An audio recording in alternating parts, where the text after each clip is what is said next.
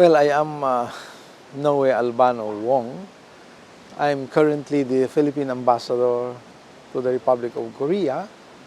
I took over just last May 9 of this year, so basically I'm 6 months and 15 days old here. I was previously assigned as the Philippine Ambassador to Cambodia for 6 years, from 2008 to 2014. So basically, as I've said, I am just 6 months old here. You know, I'm a political appointee. I used to be a member of the Philippine National Police, and I retired in 2007 prior to my appointment as initially as Philippine Ambassador to Cambodia in 2008. Well, you see, the Philippines, or the Republic of the Philippines, is the 5th country in the world, and actually the first ASEAN country to recognize the Republic of Korea when we established the diplomatic ties with the Republic of Korea last March 3 of 1949. And these ties or friendship were fortified by friendship and valor when we deployed 5 battalion combat teams to compose the Philippine Expeditionary Force to Korea in 1950s, and this is to help South Korea defend itself from the invasion of the North during that time. And this relationship is further nurtured by our shared history, our values, our aspirations for inclusive economic growth and prosperity. Now, in the fields of politically, as what you're saying about other aspects of the bilateral relations, I would say that the Philippines and Korea are committed to the regional peace. When you say the region, ASEAN and East Asia and maybe Asia-Pacific regions, and at the same time united in our, both countries' aspirations for that sustainable economic growth and prosperity. In the multilateral arena, both countries are closely working with other international organizations like the United Nations, the ASEAN Regional Forum, the East Asia Summit, even the Forum for East Asia and Latin America cooperation. We jointly or closely work with these international organizations. Now, on the economic side, the existing relationship between the Philippines and South Korea is a robust one. And this is characterized by an active dialogue and engagement in the political security, the economic, and even the socio-cultural spheres. And in fact, I would say that our economic relations is, as of the moment, is really flourishing. And in fact, our Korea is one of the major destinations of our export. In 2018 alone, Korea is the 4th trading partner of the Philippines. It is also the 8th market for our export, generally more of agricultural products. And it also the 2nd country for our import supplier. So that is economically. Now, on people-to-people exchange, or what shall I say, the socio-cultural activity, I will deal on the tourism aspect, which encompasses those subjects. The tourism here is a two-way traffic between Korea and the Philippines. In 2018, as of December, we were able to achieve 1,654,821 Koreans going to the Philippines. In fact, Korea is the #1 tourist arrivals in the Philippines in 2018.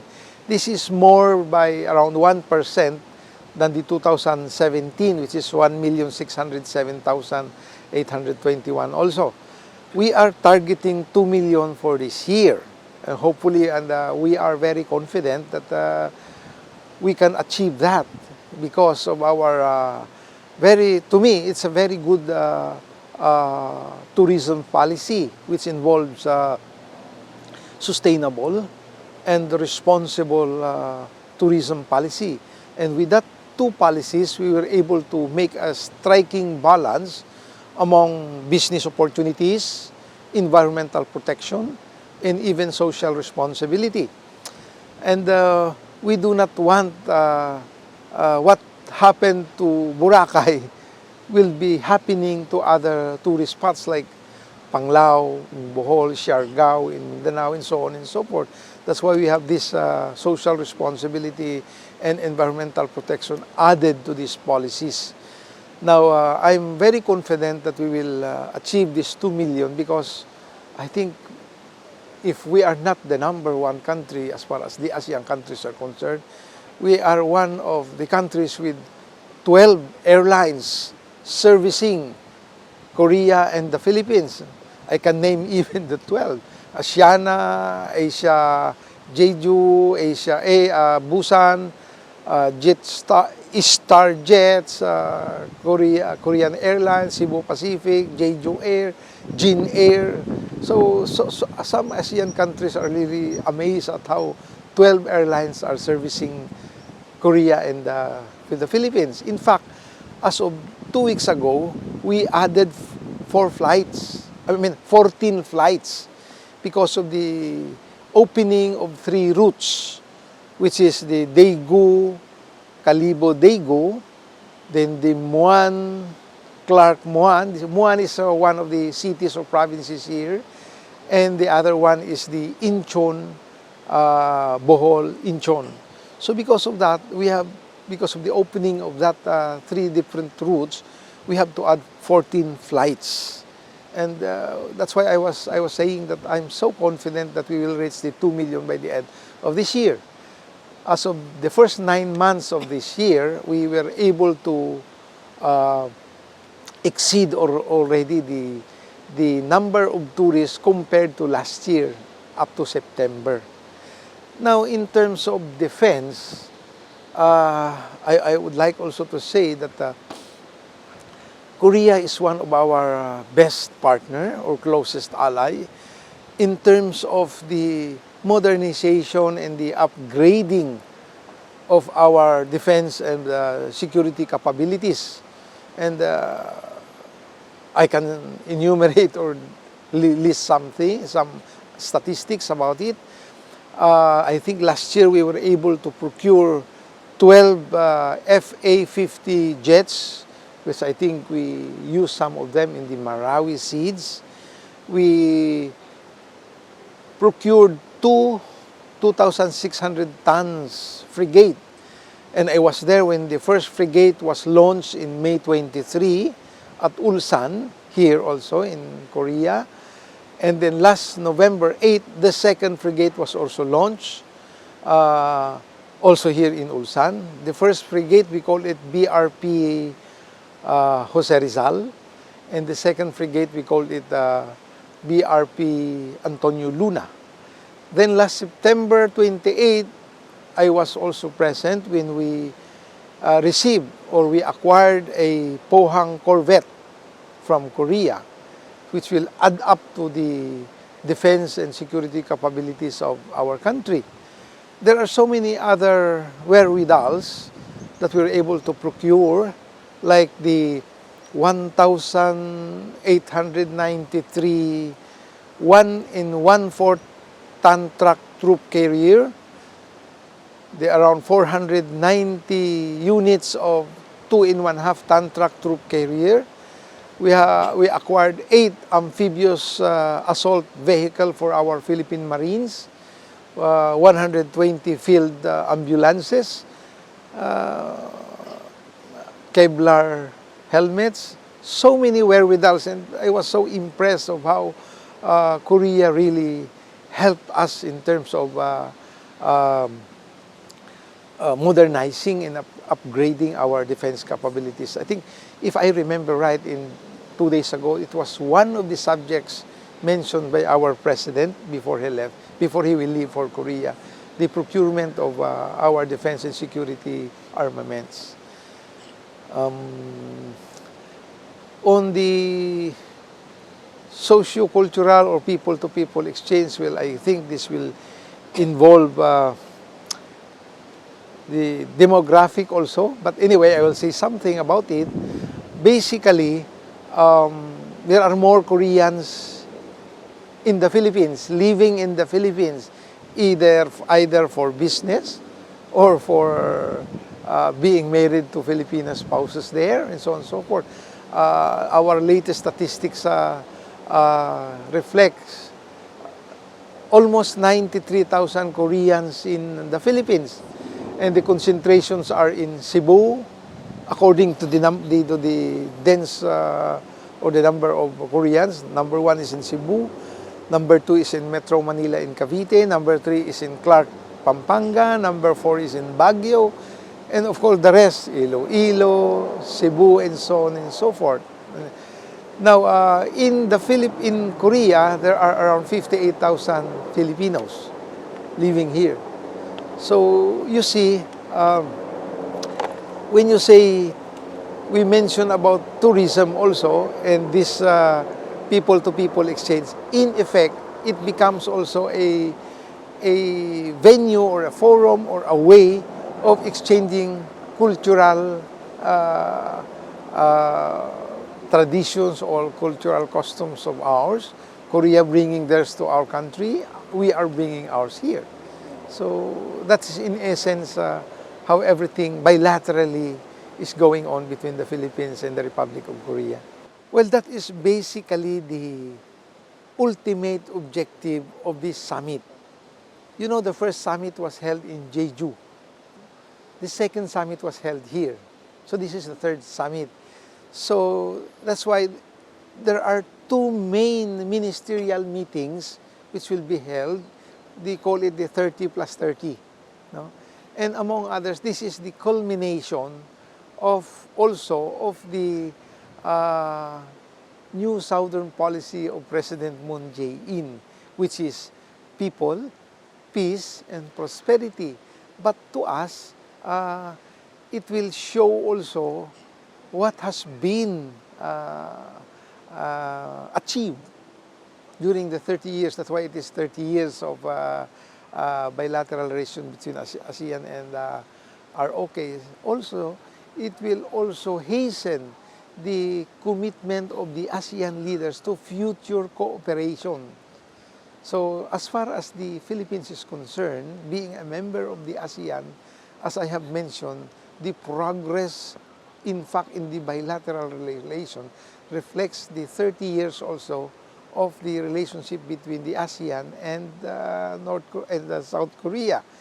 And in fact, it is also a reflection that this is South Korea's pivot to Southeast Asia.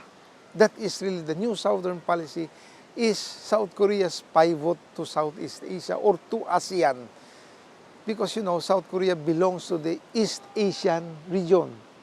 And yet, their new Southern policy is a pivot to Asia. And we are very glad about it. If I cannot recall so many statistics how the trade and investment, the deepening of understanding, 6 times fold in terms of growth, and so on and so forth. This was the briefing to us also, no? But it's very impressive. That's why I think President Moon Jae-in deemed it necessary that he has to pivot to ASEAN because, well, there is an existing US-China trade war. There's so many other factors which will affect the South Korea, in effect. Plus, of course, the problem in the Korean Peninsula, and so on and so forth.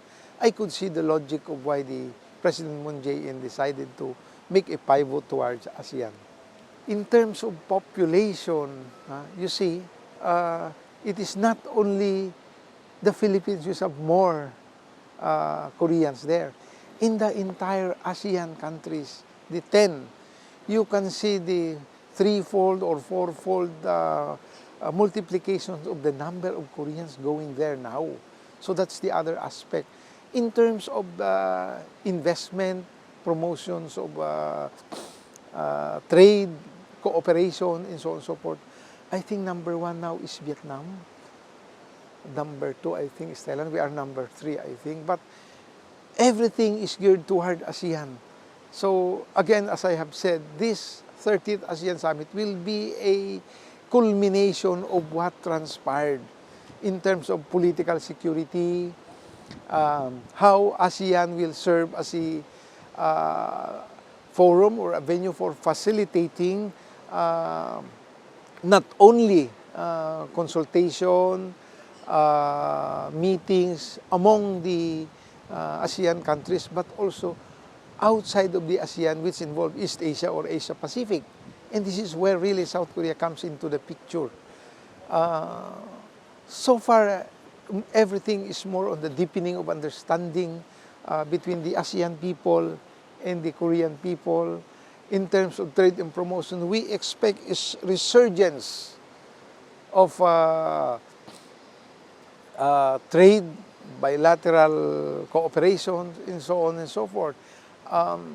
This new Southern policy, or this pivot, or this 30th ROK ASEAN Summit will really redound to the benefit of the Philippines.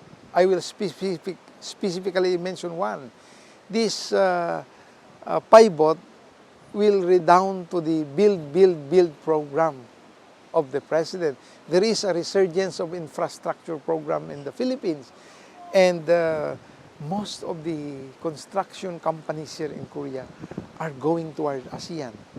Many, Hyundai Heavy Industries, LG, SNC, they are all going there to participate in the bidding as far as all these build programs that we are proposing to them. We are actually competing with ASEAN countries also, but if you see, it's ASEAN Korea. And we are glad that Korea now is having that eyesight towards ASEAN, and we are beneficiary of that. There are around 58,000 plus Filipinos living in Korea. But majority of that are workers. We call it EPS, Employment Permit System. There are around 27,000 of that. And out of the 27,000, 11,000 are marriage migrants. When I say married migrant, most of them are women and spouses of Koreans here. Okay? Now, the EPS program is one of the best workers' visa in any country that I know. Okay? The worker, Filipino worker, is given a 3-year visa of that EPS visa. And if you are performing well, you can be extended to another 1 year and 10 months. And they will call you sincere worker. Okay? And what is very attractive or very good about this program is that the minimum salary is really based on local labor laws. The minimum salary of an EPS worker here is $1,795. If you convert that to peso, it's more than 3 times the minimum wage law in the Philippines. In other countries, what I know is just $500 to $600. Here is $1,795 minimum. That is for EPS alone. The other, in terms of demography, we have entertainers here, professionals, teachers mostly, and religious organizations, religious people coming here. But there is no such thing as a domestic helper here, because South Korea does not allow Koreans to hire or get foreign domestic helper. They do not allow. There might be some domestic helper here, Filipinos, but these were brought by some international organizations like maybe ADB, UNESCO, who happens to be assigned in the Philippines or in another country with this Filipino or Filipino domestic helper, and being transferred or assigned here in Korea, they bring them here. That's where the Koreans allow. But for purposes of hiring them as domestic helper here, they don't allow it. So almost all of the Filipinos are, I would say with confidence, that they are gainfully employed. Again, I'll go back to the EPS. The EPS are very much, shall I say, to me, satisfied because they are covered with 7 insurances. Out of that 7 insurance coverage, 3 are shouldered by the employer, 2 are shouldered by the worker himself. The remaining 2 is jointly shouldered by the employer and the employee. So there is no reason really for them to be not satisfied. Of course, there are maybe some exceptional cases. You cannot fulfill or satisfy everybody. So now, in terms of program of the embassy here, which represents the government, we have a very good reintegration program here, being handled or being run by our labor attaché in coordination with our Office of the Welfare OWA, okay, well-off. And almost every weekend, the reintegration program is attended by, in fact, so many Filipinos who, because every time I will speak to them in the opening, in the closing, I will always say, all of us, including me here in the embassy, especially you, there is no such thing as forever as far as your work is concerned. We will go back to the country. We will go back to the Philippines, except for those maybe who were able to marry a Korean and be naturalized as Korean. That's another thing. But generally, we will go back to our country, so you must prepare for that. So in our reintegration program, we have lots. Photography, mushroom raise, production, even massage. There's so many, which I was even kidding our labor attaché. Maybe you should ask a accreditation from the TESDA in the Philippines. And it's a very, very good project, and the Department of Labor has sent already 2 teams here to study how things are being done here. And they are comparing the system here with the system in Hong Kong and with the system in the Middle East. Because in Hong Kong, I think it's more of domestic helpers.